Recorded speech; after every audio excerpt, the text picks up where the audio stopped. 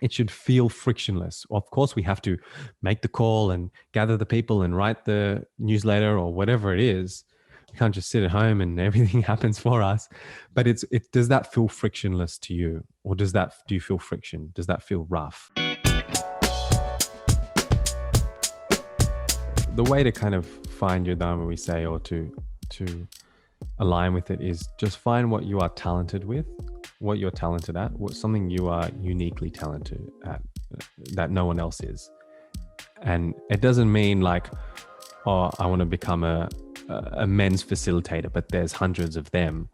But no, how will you uniquely do that? You if that's your Dharma, to do that at some given point of time, you have a unique way of doing that.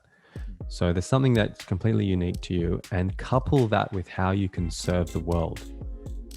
That will, assist in you living your Dharma. And I think an important point to I guess live that is, first you have to establish yourself in being. You have to be healthy. You have to have a state of health so that that's clear for you. You should not try to find your Dharma. It should come through you.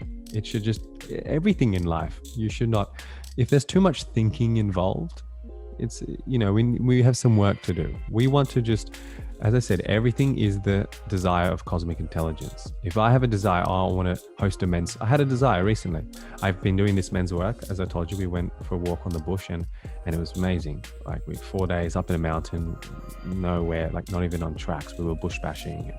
It was fantastic. And I'm like, damn, this is such important work. I want to start a men's circle, in Sydney, in the city where I live. And, I just called up a friend who I knew was also wanting to do something like that. And it just happened, and it easily, frictionlessly, effortlessly happened.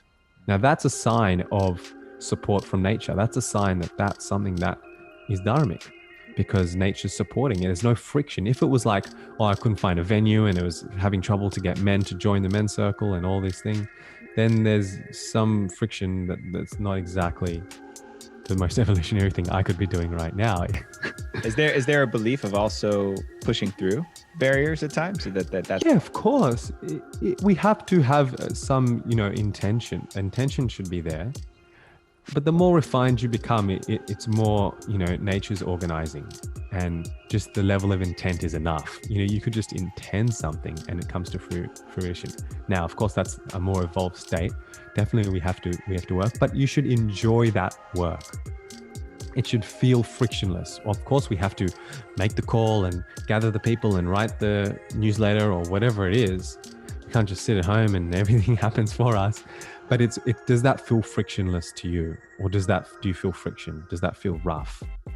You need to see you need to tap into your fine level of feeling. And back to your question, it's how do you bring yourself to that state where you can determine and you can discriminate what is frictionless, or what is, what do I feel aversion to?